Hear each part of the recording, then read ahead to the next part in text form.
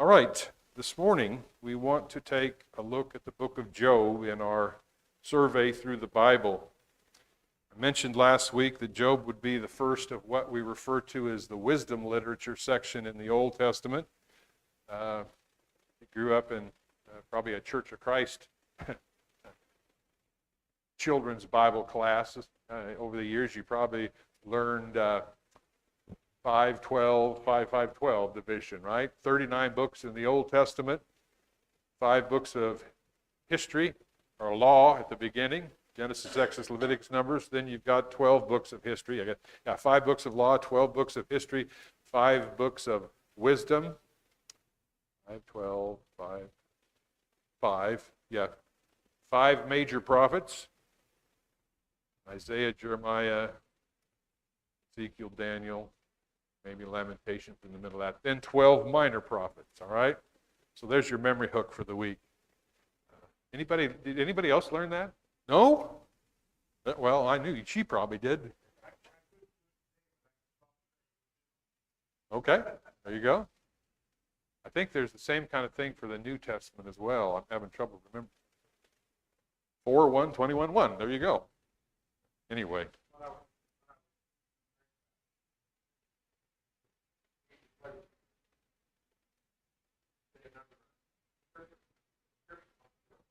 Okay. Come back and always give me verses on quoting. Oh. Pretty good day. One of them said one day, John, chapter 5. That's yeah. I think it's 10 or 11. Probably 11. That's where Lazarus. Yeah. Anyway, somebody said, I can hear your first 2 words. They're tricky, aren't they? All right, let's talk about the book of Job. You may not be aware of this, but Job, Psalms, Proverbs, Ecclesiastes, Song of Solomon, those books of wisdom. Not to say that the other books don't share wisdom of God, but in the book of Job, at least in my version, most of it is set apart in, it tells you that it's poetry, right? Because the setup in the Bible is different. You know, it's kind of written like poetry. The beginning of the book isn't part of that, and it's just your straight, can't think of the word I'm trying to think of. Anyway, a lot of Job is written in that. It doesn't come across to us in English. To the Hebrew listener, they would have heard that cadence just like we hear in English. We can pick out poetry pretty well because it kind of rhymes in a way. Well, Hebrew had that kind of thing too. Translated in English, it doesn't work out quite as well to our ears. But the book of Job, if you've ever studied it before, explores the deep mystery of suffering and God's sovereignty. In fact, suffering is going to be our theme for the book, or my theme for the book. And of course, the basis of the story, Job, a righteous man, is tested by Satan with unimaginable losses, his wealth, his children, and his health, yet he refuses to curse God. He has 3 friends stop by and sit with him for a week without words, and maybe just horrified by the condition their friend is in. If you will, Job sitting in an ash heap, scraping his boils and wounds with, something, or maybe a piece of pottery or whatever. Horrific scene. If maybe it would have been best if those men would have kept quiet, just been there for him, but after about a week, they start to talk, and then Job and these 3 men go back and forth, and his 3 friends are trying to accuse him of something wrong in his life, and that's why he's having to suffer. And then finally, the book ends. God kind of sets everybody straight. But Job, the book of Job, presents the hard reality of living in this world. Sometimes righteous people suffer for no apparent cause. And that's been something humans have struggled with since time immemorial, right? And maybe you've battled that in your life. You've ever suffered before, and you can't, most of us can endure a certain amount of suffering if we know we deserve it, right?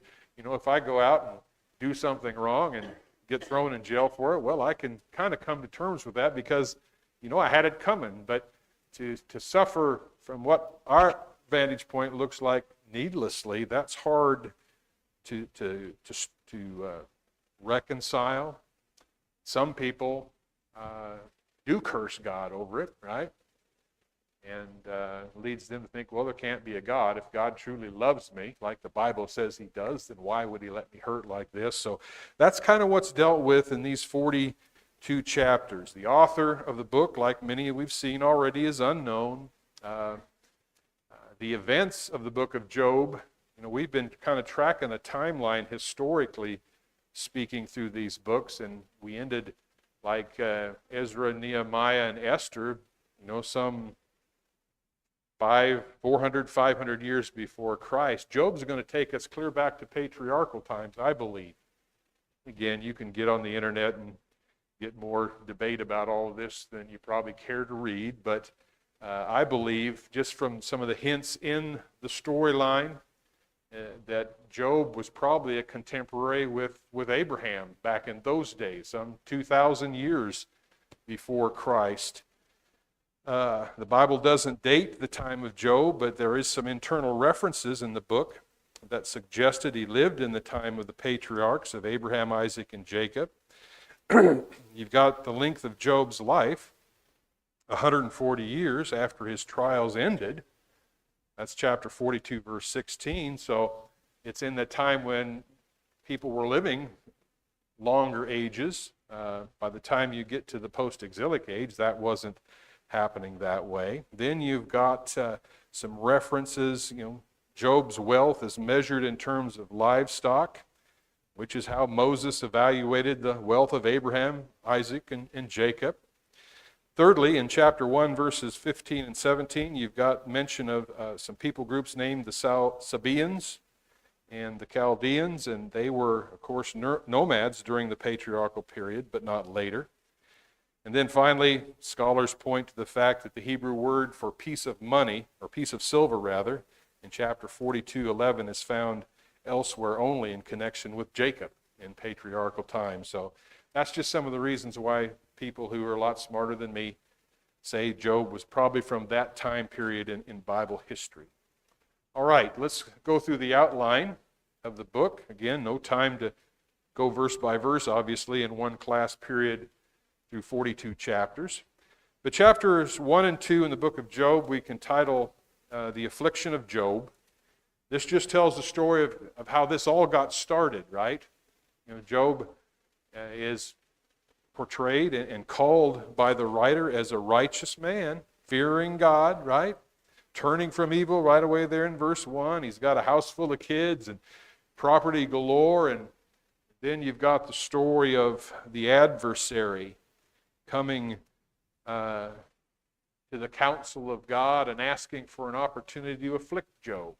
And again, that's in the realm beyond our eyesight and ears hearing, right? In the spiritual realm, some things are going on, and the accuser, or Satan as it's translated, kind of challenges God. Well, just let me work Job over here a bit, and we'll see how faithful he is to you, right?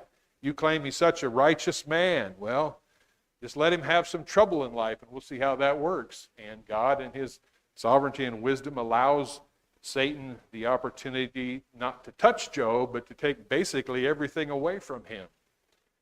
Then it happens again, and Job is allowed to, or Satan is allowed to afflict Job personally. So you've got those, we're introduced to those players in the drama. Then in the main part of the book, chapters 3 through 41, you've got this discussion. After Satan's work is done, Job, again, is just kind of sitting in the ash heap. His life has crumbled around him. His kids are gone. His wealth is gone. His health is gone. So he pours out his heart. And you'll find this throughout the book of Job. In chapter 3 is one place. Job laments about his situation. In fact, I think I don't know if it's chapter 3, but somewhere in the midst of all, he says, it would have been better off if I hadn't been born, right? And that's a dark place in life when you reach that point. Well, then you've got the accusation of these friends, and I'm going to put friends in quote, quotes. Maybe you've had some friends like this. And, I'm not going to question their motives. Perhaps, they're practicing maybe some religion as they were taught. There's got to be something bad going on here, or you wouldn't be afflicted. So that goes back and forth. Jim? I think but I think be careful who you go to. Yeah, sure. These friends weren't very supportive. By the way, his wife isn't either. Yep. Curse God and die. So, Yep. I think we need to be careful who we prefer best things like that, right? That church would have to go.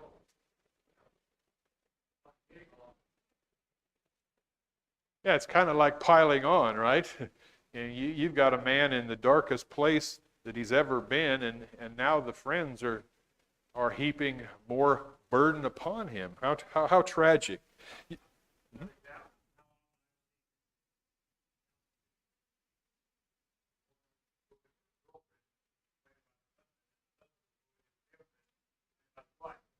That's not very supporting group. Right. Either case. Yeah, be careful who you seek counsel from. We'll talk a little bit more about that before we're done. Anyway, this group of chapters 4 through 31, are this interchange that goes back and forth between Job and these three men. I'm using the outline from Norman Geisler in his survey book on the Old Testament. Anyway, he calls chapter 4 through 14 round one. Job has some say, and anyway, you got Eliphaz, Bildad, and Zophar, I think are their names. Anyway, round 2, chapters 15 through 21. Round 3, chapters 22 through 26. And then, if you will, chapters 27 through 31, he calls Job's closing monologue. I guess by that time, these three friends have kind of given up, from their perspective, trying to knock some sense into Job. He's not listening, just being obstinate, that kind of stuff. So Job has kind of a say. Then you've got the intervention of someone named Elihu in chapters 32 through 37. And he's kind of a bridge between this bad counseling of the three friends and what God's going to have to say at the end. And he's kind of a mysterious character. He's just introduced out of the middle of nowhere. And he comes a lot closer to the reality of what's going on than the three friends did. And oddly enough, maybe not oddly enough, but when we get to the end, God doesn't say anything about Elihu. You've got God saying, your three friends haven't spoken what's right about me. So whoever this Elihu was, he comes closer to the truth, but the reality is in chapters 38 through 41, you've got the revelation of the Lord, and here's, I always kind of envision it in my mind, God's let Job and these three friends vent for basically the whole book. And Job has thrown some, if you will, some pretty good punches at God. Why are you letting this happen to me? And on it goes. And now it's like God, starting in chapter 38, says, all right, I'm going to sit you down here, Job, and we're going to work through some things here. And it isn't like God gives him an answer to the question he has. Why, God? God never really says why, but he says, you need to remember your place in all of this, Job. And then chapter 42, it's amazing how quickly Job, if you will, comes to his senses. He's endured all those middle chapters fighting back and forth with God or with the three friends, and then when God has his say for 3 or 4 chapters, Job says something to the effect, I should have covered my mouth and been quiet about all of this. You've got repentance there in chapter 42, the first part, and then God restores him, chapter 42, at the end of the chapter. In fact, Job is, when all the dust settles from all of this story, Job is blessed even more richly than he was before. All right. As I said a while ago, I've just chosen the theme of suffering. I don't think you can get around this. as the theme of this book, because suffering, if you will, oozes out all over. Physical suffering as well as mental stress. Job's problems with suffering were more than just external. It was the agony he was going through, thinking, well, I've lived my life faithfully to God, but yet these things are happening to me. In fact, maybe here's a theme verse I chose, chapter 14, verse 1. Here's what Job kind of summarizes at this point. He says, man who is born of woman is short-lived and full of turmoil. Right? Maybe you felt that way before at some stressful time in your life. What's the use? Well, the book of Job records several different reactions to this problem of suffering. And we're just going to highlight a few of these this morning to tie this theme together. There's ways to approach this problem. Number one, you've got the reaction of Satan himself, this adversary in the heavenly counsel of God. Satan views suffering as a tool to tempt humankind to sin, right? If you were to ask Satan, I think that would be his answer, right? This is a good tool in my toolbox. If I can just get people to suffer enough to curse God and die, and we'll talk about that reaction in just a moment. But note in chapter 1, I think I hinted at this a little bit earlier. Chapter 1, verses 9 through 11. And this is right on the heels, of course, of verse 8, where God says, it's almost like God sets up Job, says, hey, have you considered Job, my servant? What a good guy. Well, verse 9, then Satan answered the Lord, chapter 1, verse 9, does Job fear God for nothing? And what's being implied there? Job just loves you, God, and follows you because he's got everything he wants. Have you not made a hedge about him and his house and all that he has on every side?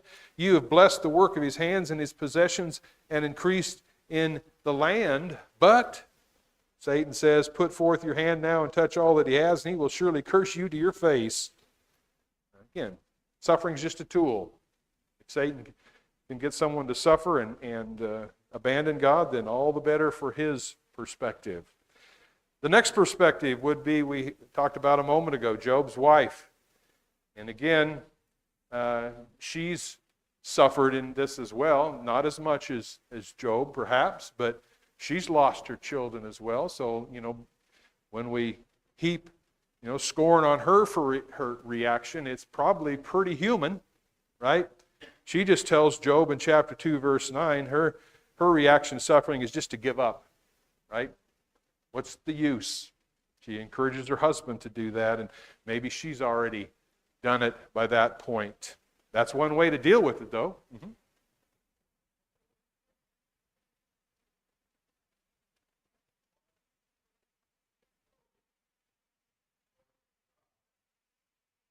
Okay.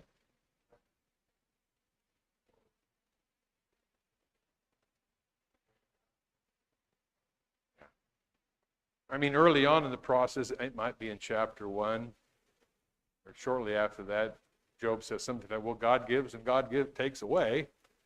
But as time stretches on, that doesn't serve Job as well as he thought it might. Yeah.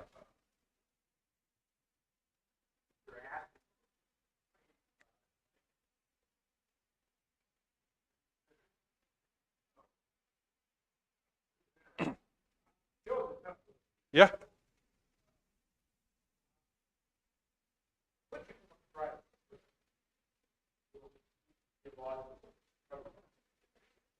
Yeah, this is, again, as I said at the beginning, this is reality and where humankind lives. Out of all the books in the Old Testament, we can relate to this because we've all maybe been at some level in this place. I'm in the midst right now in my daily Bible reading for the year of going through the prophets, and it's kind of a constant theme that you say, well, how does this relate to my life? Well, maybe not as well as some of this. Let's talk about the reaction of Job himself, and I've just characterized this Job with three, as Job tries to reconcile all that's happened to him. I've chosen three words: bewilderment, despair, and anger. And you see that in his responses as he talks to his so-called friends and he vents to God, right? He sounds bewildered at times. How can this be?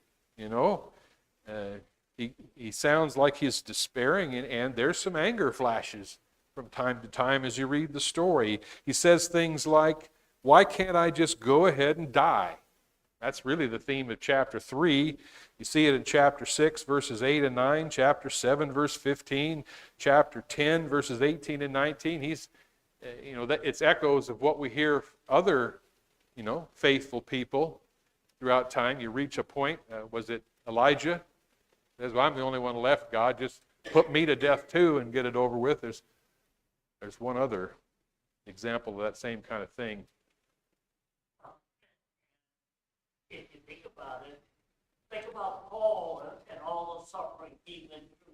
But Paul had Christ actually with him, so it's a little easier than the old.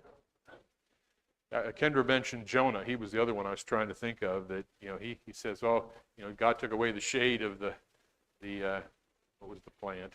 Anyway, he was ready to give up. Job felt that way. Job exclaimed several times throughout the book, I'm innocent. He was probably searching his mind. What did I do? His friends were charging him with that.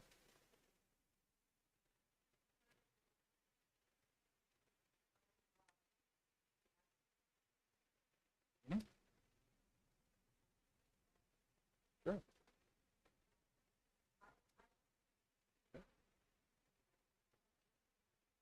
Sure.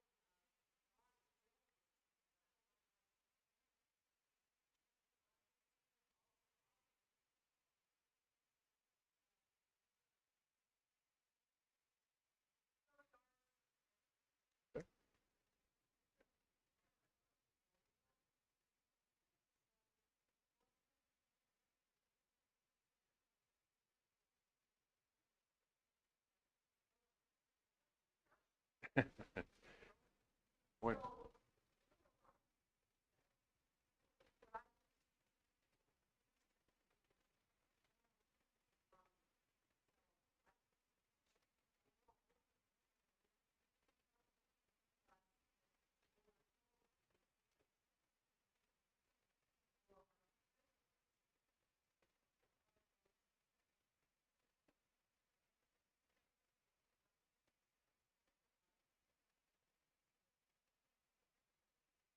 sometimes it takes some years to have a perspective to deal with this. And I would echo the fact that if we're going to be counselors in these type of situations, please be careful of some of those canned answers that we tend to throw out there that aren't much help. I mean, there may be a thread of truth to what we're saying, but it may not be helpful at that particular time. So, all right, let's. Job says, why can't I just go ahead and die? He says, I'm innocent over and over again. There's places where, like in chapter 9 and chapter 10 and chapter 19 and chapter 30, Job, in essence, says it's unfair. It's unfair, God. And then he even claims in chapter 24, verses 1 through 12, he says, God, you're not paying attention. Right? So, it's instructive here, I think, in this discussion, and boy, we are running out of time, that God, as Michelle pointed out, is still working with Job here. God doesn't fry Job to a crisp for questioning these things. He allows him room to vent. You've got Job's friends, and of course their perspective on suffering was that God is punishing Job for sin in his life. and then God's perspective, and he's the ultimate one. And I've just summarized God's reaction because, again, if you read chapters 38 through 41, there's really no place where God says to Job, this is why you're going through this. In essence, God's answer is that humans shouldn't forget their place in relation to God no matter what happens. Now, that's a bitter pill to take, but God knew this is what Job needed to hear at the time. God is sovereign. However, for whatever reason this is happening, just don't forget who you are, Job, and who I am.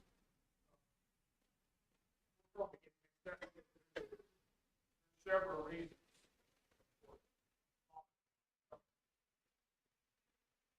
Oh, I disobeyed it. And I disobeyed God. Okay. There's some ramifications to that. Here and now. In other words, making the decision.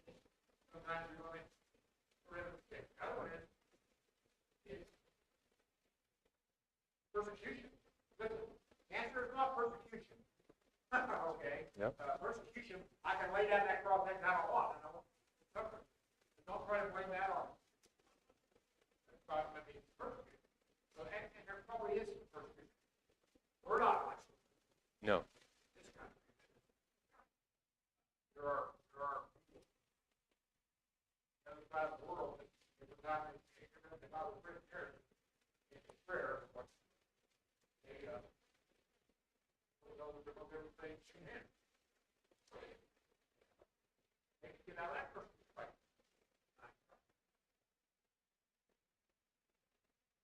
Be careful.